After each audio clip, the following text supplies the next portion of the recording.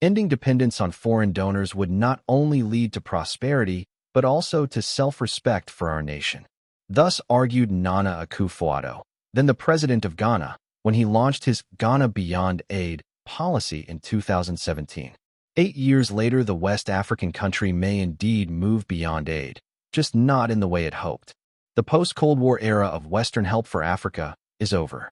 The obliteration of the United States Agency for International Development, USAID, is only the most dramatic example of recent cuts. Britain, France, and Germany, among others, are becoming stingier. Even before Elon Musk eviscerated USAID development, wonks were already talking of a post-aid world. For John Mahama, who replaced Mr. Akufo-Addo in January, the timing is inauspicious. His predecessor failed in his mission. Instead of prosperity, he led Ghana into default and its 17th IMF bailout. Yet Mr. Mahama sees reason for hope. It sends a signal to Africa that the time has come for us to be more self-reliant. Over the next few years, aid cuts will lead to great harm. But Mr. Mahama is not alone among African politicians in viewing the crisis as an opportunity for Africa to escape the dependence that has distorted policymaking and sapped self-esteem. The question is whether such a response is more evidence of the complacency that defines many African elites, or whether it will cause them to take more responsibility for the prosperity of their own people. But before any gain, the pain. In 2023, the latest year for which there are comparable data, rich Western countries spent $60 billion on aid in Africa, which is 27% of global aid spending by these countries. For the median African country, aid accounts for about 4% of gross national income, GNI, though it ranges from less than 0.5% in fairly rich countries like South Africa to 27% in very poor ones, such as Central African Republic, see map. More than a quarter of that money came from America. Most of America's spending went on public health and humanitarian aid, feeding people caught up in war zones or natural disasters, sometimes through multilateral bodies such as the World Bank and the UN. Smaller amounts went on schemes pursuing goals such as more productive farms and better schools. The Trump administration says it will cut 90% of USAID's programs globally, ending some 10,000 projects. In Washington, these are rows on a spreadsheet. In Africa, there are lives at stake. In Ethiopia, where almost 16 million people required food support in 2024, funding for food aid has stopped. It's just a matter of time before people die, says Charles Owubu of Action Against Hunger, an NGO. In Burkina Faso and Congo, America funds around 50% and 70% respectively of efforts to help people caught up in conflicts there. In Congo, the end of American aid will make it harder to respond to diseases such as Ebola. That is one effect of permanent aid cuts recently outlined by Nicholas Enrich, the top USAID official for global health. He was placed on leave after sending memos warning higher-ups of the looming catastrophe. In one missive that was later made public, he estimated that there could be 71,000 to 166,000 additional deaths from malaria and 1 in more untreated children with acute malnutrition every year. Then there is HIV. PEPFAR, a scheme launched by President George W. Bush, has saved more than 25 million lives via drugs and prevention. It is now in effect closed. Many African NGOs implementing PEPFAR had their contracts terminated last week. Some of their letters ended with "God bless America." In South Africa, where PEPFAR accounted for 17% of the money spent on HIV treatment and prevention, there will be more than 500,000 excess deaths over the next decade as a result, estimates Linda Gale Becker of the University of Cape Town. In poorer African countries, where most anti-HIV costs were covered by PEPFAR, the proportional impact will be worse. Moses Matumba, whose Ugandan NGO had its contract ended, says there are already many cases of HIV-positive children not getting refills for their medicines. Aid cuts will have economic effects as well. In 16 African countries, USAID funding is at least 1% of GNI, according to data from the Center for Global Development in Washington, and an important source of foreign exchange. The Institute for Security Studies, a South Africa-based think tank, estimates that almost 19 million more Africans will fall below the World Bank's extreme poverty line by 2030 if aid from rich countries is permanently cut by 20%. Middle-class Africans working for aid-funded NGOs will lose their jobs, with ripple effects throughout local economies. Others may fill some gaps. Japan is considering investing in more infrastructure, including the Lobito Economic Corridor in Central Africa that was the flagship project of Joe Biden's administration. Philanthropists could stump up some extra cash. Humanitarian NGOs and the UN are hoping the Gulf will spend more. But none of these will make up the difference.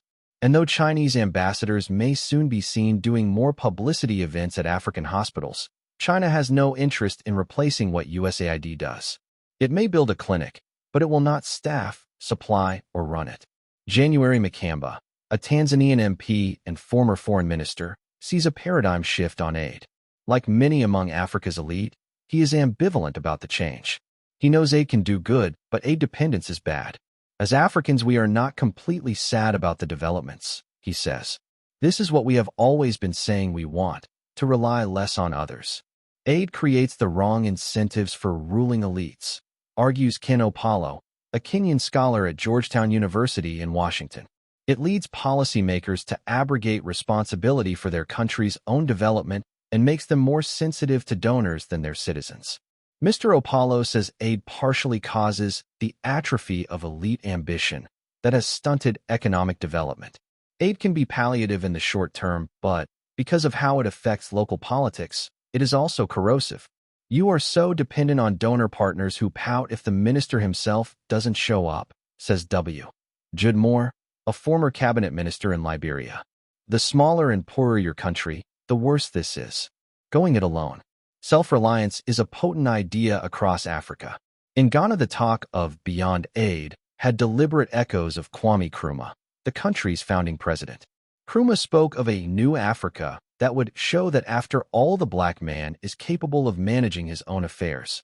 In Burkina Faso, Ibrahim Traoré, the 36-year-old military leader, draws on the legacy of Thomas Sankara, a former president sometimes called Africa's Che Guevara, who preached self-reliance. We must try to develop without other countries. It can be a good thing, and we will work hard to minimize the impact, says Samuel Kalkundo, an advisor to Mr. Traoré. Some African leaders, like Nkrumah and Sankara before them, call for something close to a mental liberation. Paul Kagame, Rwanda's president, often uses the word mindset. He has said, "It is time to shake off the low expectations that have been attached to Africans and that we, to some extent, have accepted." Even though Rwanda was until recently a darling of donors, Mr. Kagame claims he has never been a friend of aid, despite being a beneficiary of it. Gido Kayumba, an advisor to Zambia's president, thinks aid cuts could spur African governments to spend more wisely. They are a chance to build our own capacity, which is an issue of sovereignty and economic independence, he says. Ordinary Africans, too, want to rely less on outsiders.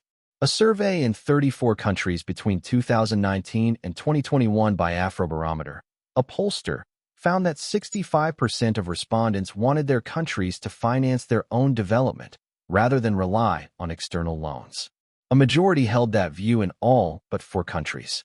Africans may not be lamenting the aid cuts, argues Bright Simons of Amani, a Ghanaian think tank, because the Western model of aid has failed to live up to its own norms of accountability. A study published in 2023 by academics at Lund University in Sweden found that aid led to weaker fiscal capacity in African democracies, suggesting it got in the way of social contracts between the taxed and the taxer. In effect, aid-dependent democracies become more autocratic, say the authors. Yet it would be naive to think that cutting aid will simply reverse its unintentional harm. Only a few African countries have the fiscal leeway to pay for services once provided by donors. Some 20 poor African countries are in default or at high risk of debt distress. Uganda wants its fired health workers to work without pay. It is not just about the money. It's above all a capacity problem, says Ronald Osumba of the Tony Blair Institute, which advises African governments. Mr. Makamba of Tanzania expects some systems to deteriorate or even collapse, but he hopes the pain will be worthwhile. And though there is a logic to the idea that less aid means more African responsibility, there is a danger of being a Pollyanna on the savannah. Aid cuts in themselves will not force African governments to do better. Those going hungry or without medicines have little political clout. The middle classes typically use private, rather than donor-funded, services. Perhaps African elites will have a fresh incentive to become more responsive to their citizens. But governments have in the past clamped down on dissent rather than done better jobs. Many Africans expect very little from the state. Ultimately, the aid cuts were coming down the line, argues Mavis Owusu-Jayamfi of the African Center for Economic Transformation, a think tank in Ghana. She urges the continent to prioritize growth and transformation by integrating markets and moving beyond the extraction and export of raw materials. The end of an era in aid should prove a wake-up call. And if our leaders don't wake up, then we have a fundamental problem. This article appeared in the Middle East and Africa section of the print edition under the headline Pain, Then Gain.